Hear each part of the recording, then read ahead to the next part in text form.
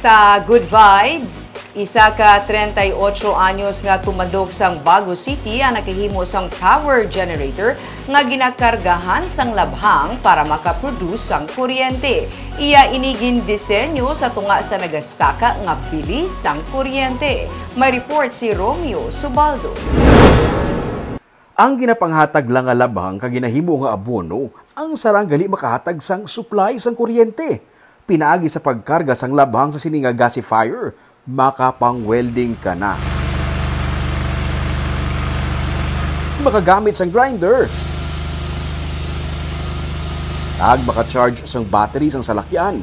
Ini ang ginhimo nga power generator sang 38 years old nga si Joel Catalbaz. Pinaagi sa labhang, makapadalagan ini sang gasoline engine nga amo ang makahatag sang kuryente. 8.5 kilowatts nga kuryente ang maproduce ng sininga gasifier. Sarang makapasanag sang 20 watts nga suga sa may kapin 400 ka mga pamalay.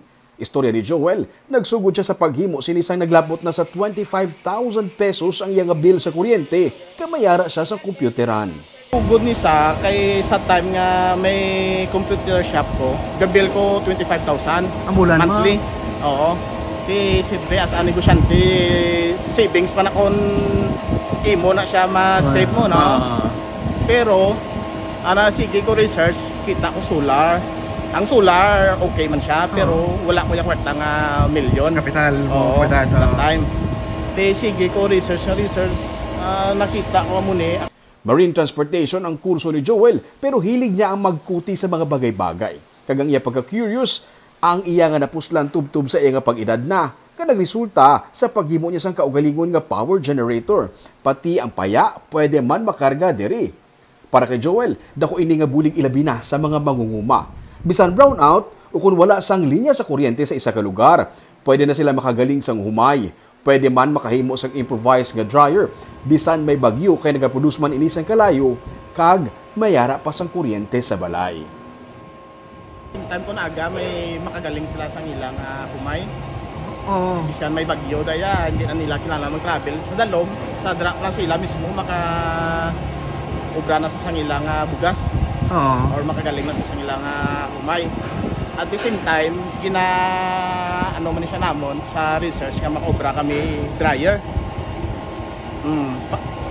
Kaya kita mo may kalayo, bisan ka bagyo, maka-dry ang mga tao. Nagpalapit ang nobya ni Joel sa isa man ka-inventor nga si Ramon Oy Sr. sang RU Foundry and Machine Shop sa Bacolod para mabuligan siya develop sang iyang nga machine. Nakita niya ang obra ni Joel sa ilang nga balay.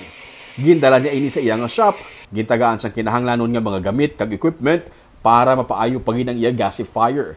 Nagapati siya sa kapasidad ni Joel kag ginsuportahan ini. Sa iya sulod sang iyang budiga sa iyang nga garahe, nakita namon perte ka crude ang pag-ubra. Crude, but it's running. Kaya using uni scrap. So, gusto na sa buhay sa budget mo. Using uni scrap, pero andar. What is important, it's running. So, kinobserbahan namon, sumayo. So, nag-negotiate kami nga duha.